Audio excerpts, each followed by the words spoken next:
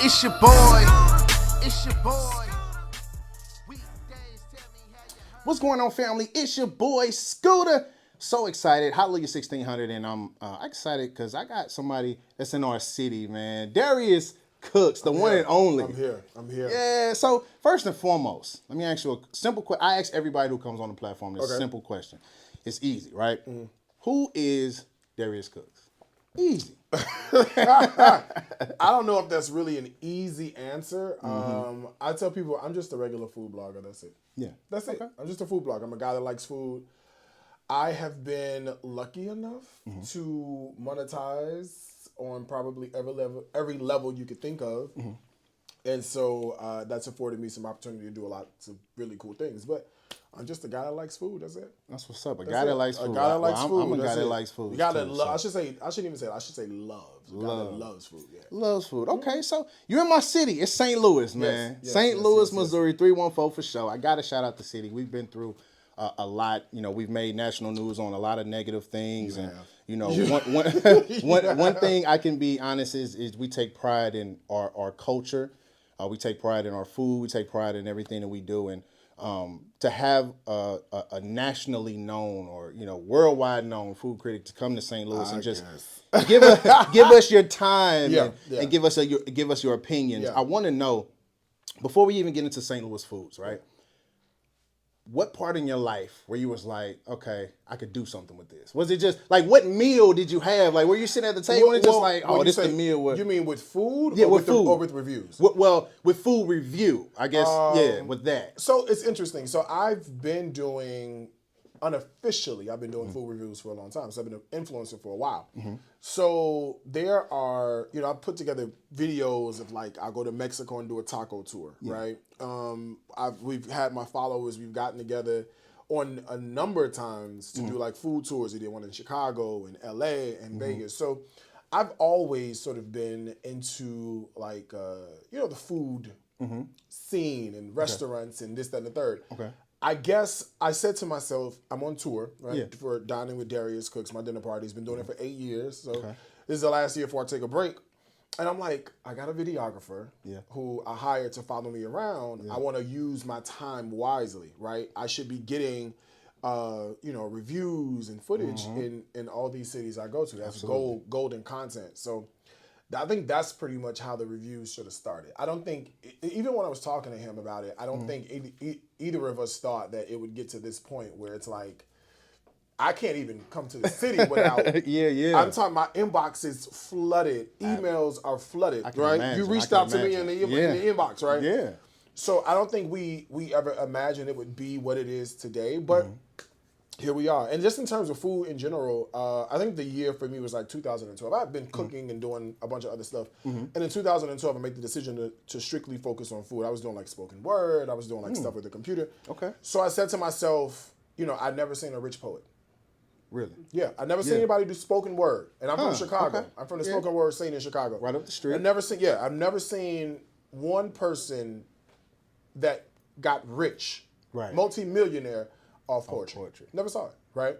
So I said, I probably don't want to go that route, right? Let's stick with the food, since I'm passionate about food, and let's see what we can create and what we can combine. And from that decision in 2012, here we are 2023, and I'm still kicking it in food. So that passion though, like you have that passion for food, like did moms or grandma or auntie make a meal and you like, okay, you know what? You probably should put more pepper in it. You probably should put more salt in it. Where did that, like, did you start like, all right, mama, it wasn't like last time, you know what I'm saying? No, absolutely not. No, I grew up like most people, poor, right? Not knowing what money was. You know, we grew up living in apartments, never owned pretty much anything.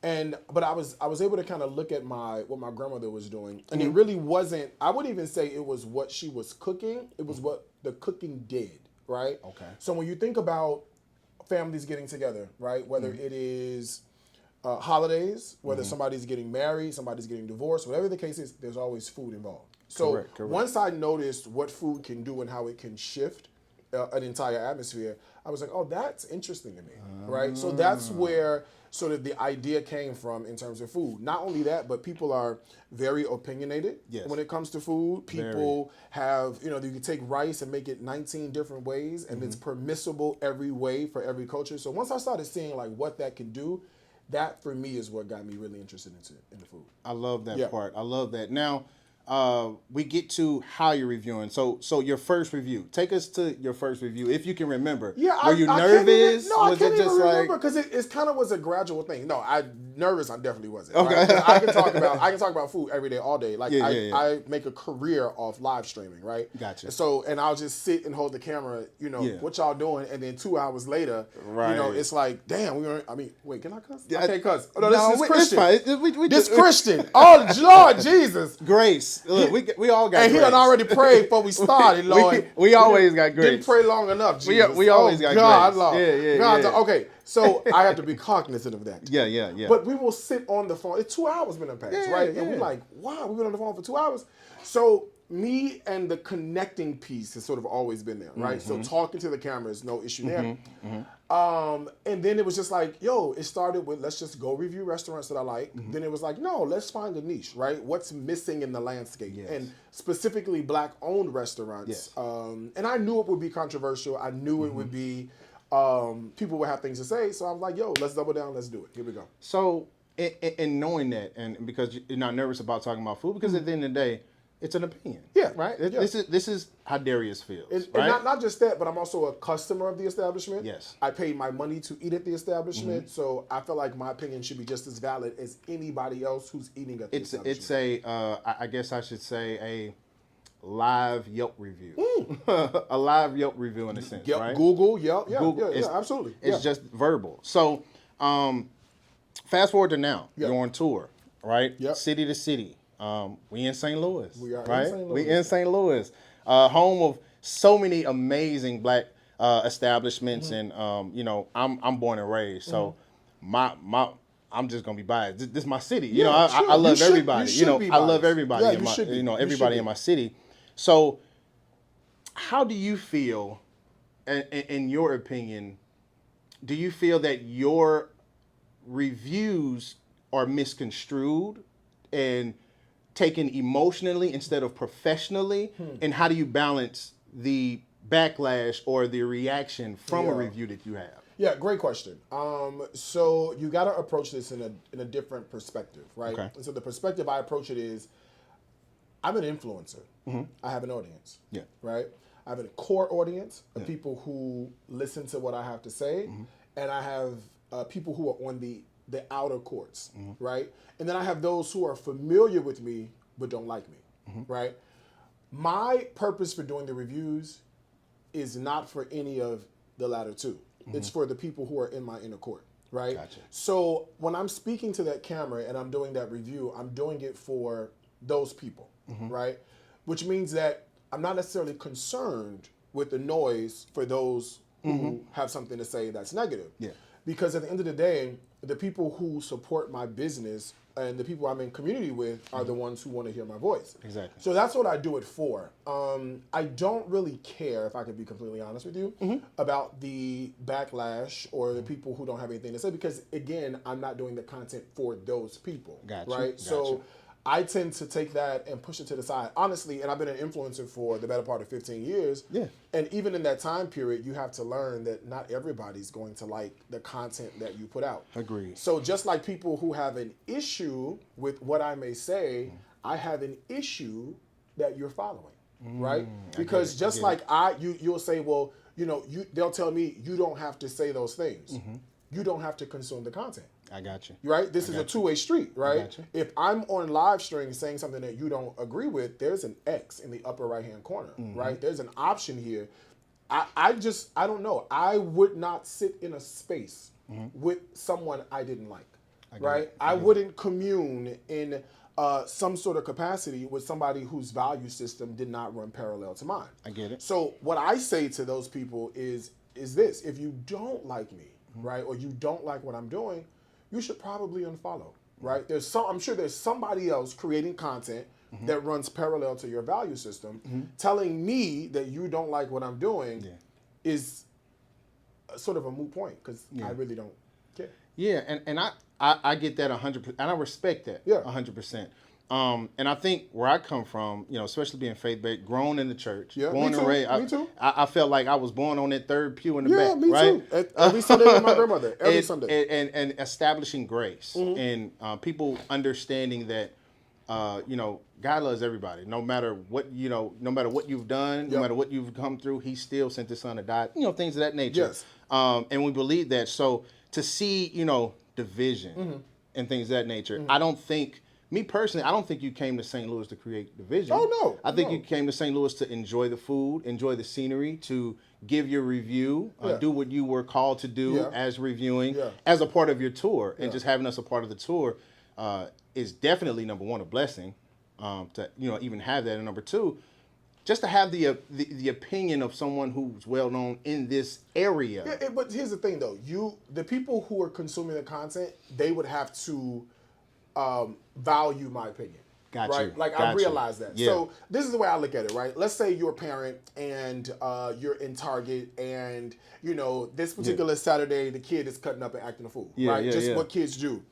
I come by and I'm like, oh my God, that kid is acting crazy. You should do something about that, right? Who am I? Right? I have no license to speak into your life at all. I don't know you, never met you, and so it becomes offensive for me to say those things, right? So I recognize that, and I think that the people who maybe might be consuming this content that live like in St. Louis or whatever city we come from, I think these people that have things that are negative to say about what I'm doing might just be that, right? People who don't value what it is I say, value, and maybe unfamiliar. Like, well, who are you? Who is he? And that was this perfect segue because it could be to where we don't know. It could be a sense of, and not just this city, but any city. Yeah. Well, who is that? Right. Oh, he said that was. Well, who is he? Right. Now we have to backtrack, and you know how we are. Yeah, sure. If we don't know it, we try to act like we know it, and then go back and research and be Well, like, "Oh yeah, I knew him." And then, so to be honest, to be fair, I think that's what happened last night, right? So yesterday I went to Creole with a Splash of Soul, which is a popular restaurant here. No doubt, she's had some history going on here with people who are here, and not only that, but when you talk about me coming to divide the city, with a place like Creole with a Splash of Soul, it was already divided before I got here, right? All I did was echo the sentiments of people who already live here, and that's when you have people who are now vocal and want to express their opinion. So, I think it's that. So I went there, and she didn't know who I was. So she said she didn't know who I was. And it wasn't a great experience. It was a really bad run-in. We got it all on camera. I think later on, when she came out of her emotion, I think she realized, oh, wow, that's who this is. And I think I did not represent my brand the best way by reacting out of emotion. And that's what happened last night. So I think, and it's a great thing, it's a great thing that you said there, because I think just in general, not even food. Let's put food to the side. Yeah. I think in general, what we as a people do, we react off of emotion quickly. Yeah. If you say something about me, or if you say, back in the day, how people used to be like, your mama. Right. Mom, if your mother passed, that could trigger something, and you not know it. I'm just saying this, Yeah, no, I and it's get just that. an emotional thing, and I reacted in an emotional way, attacking you when you may have thought it was a joke, but at the same time, it's like, oh, I didn't realize your end, but then you didn't realize my end. Absolutely. And then once the conversation happens, then it's like, you know what? Okay, now I can lead with love and say, okay, this is what was wrong. Yeah, but This in is order why. for there to be a conversation led with love, there has to be a baseline of maturity established. Right? Yes, On yes, both yes, parts. yes, Right? yes. So I can't come to you out of emotion, overreacting, and then expect that you're going to respond not in kind, right? Gotcha, So I can't. gotcha. So if you start out wrong, we're gonna end up wrong. You Gotcha. feel me? Yeah, So, I got you. And so, and I'm not here for. Now, that's not the case with everybody. No, it's not with everybody, but it's with a lot of people. yeah. With everybody. But it's And a lot of what people. I've learned throughout the years, I'm not super old and all of that, but I've learned, a lot of times when people react, I can't react at that person. I'm sorry if I'm getting churchy, but I can't react at that person. I have to understand there's a spirit working on that person. Not even that, just the level. I mean, granted, yes, from a spiritual standpoint, but just I'm grown. I'm an adult. You know what I'm saying? Yes. So a level of maturity should be in my opinion, applied to Yeah. every situation that goes, like yesterday when she completely flipped out on me, I said, you know what? I don't have to sit here and take this, Mm-hmm. right? I have an option and I can exercise that option. Mm-hmm. And the option was to leave, right? Yes, I'm not going to be in any space where I am not warmly welcomed. Mm-hmm. I know how to get up and walk away. So I think, like I said, in order for us to have that conversation, there needs to be a baseline of maturity established. And yesterday, there was none. I understand. I Right? understand. So now we're in a new space, Yeah. right? We're in a new space where it's a new day, Yeah. right? You're exploring more options in am. St. Louis. I and, am. I have. I've been around. I will say I'm gonna believe that there are some. You've had some yays more than nays. I don't know. I've had more nays than yays, actually. Today I did have a yay. Okay. I had a yay today. Okay. We had a yay. We'll release that later. I'm assuming on I who can the tell yay you, was. I don't mince words. Yeah. was No, the yay? I'm fully transparent. Kathy's Kitchen was a yay. Right next door. Yeah, Kathy's Ferguson, Kitchen was heart of St. definitely Louis. a yay for me. It was more of a, diner, sort of quick food, but Yes. everything was seasoned well. Amazing. Yeah, I had no issues there. Amazing. I love it. So what next? What's the next city? I know you're still here for a couple more days. Yeah, but, we don't leave until we have our dinner party. That's why we're here. Oh, okay. Dinner parties party. here. Yeah. So what's next for you? And if I can ask, what's the overall purpose of the tour, and what's your personal goal from this tour? So the tour that I'm doing, you may not be aware, it's a dinner party tour that Okay. I'm doing. So I do a 7-course surprise dinner party. Nobody knows where it's going to be. They don't even know what's on the menu until the day of, right? Okay. And so my followers, they buy tickets for this, and they buy them in advance. So, for example, this has been sold out. Well, I know it took a while for this to sell out, but people started buying tickets a year and a half ago. So April 19, 2022 for September 2023. They buy tickets that far in advance. Oh, wow. Yeah, that's good. That's good. It's a deal. So I forget the number of cities we've done this year, like 43, 44 maybe. So That's it's good. 176 dinner parties last year, That's good. 334 this year. So we've got 7 in St. Louis. And that's why I'm here, right? Okay. But in between the actual dinner parties that I do, it's called Dining with Darius Cooks.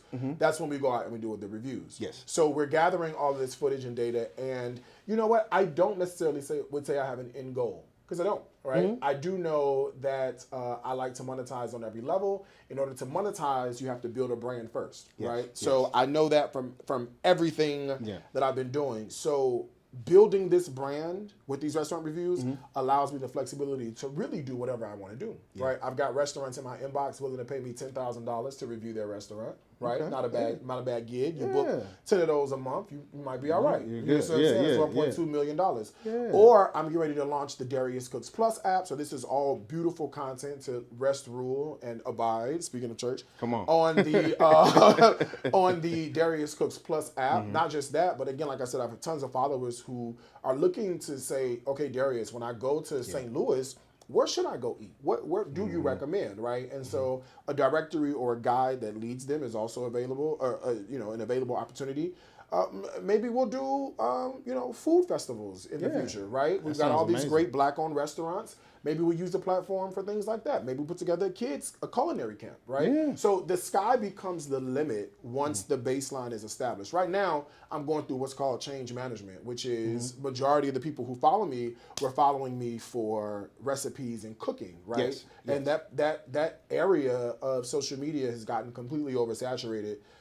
It's calmed down a lot, but it's got completely oversaturated. But the people who are following me now, who are opinionated about what I'm doing, we're getting rid of them one by one, and now we're doing audience refresh, and we got a whole new set of eyes coming in. Gotcha. So the sky becomes the limit. Yeah, pretty much. The sky is the limit, and like I said, I just can't help but to go back to my city because I'm born and raised, man. That's all about. Have you heard of 314 Day? Yes, March 14th. March 14th. So I've been coming to St. Louis for the better part of 8 years. I've been touring every year. You got to do something on 314. You got to come back on 314. Well, the issue that you got to you up think the street, about, Chicago. Yeah, well, no. That's where I'm from. It's not where I live. I got you.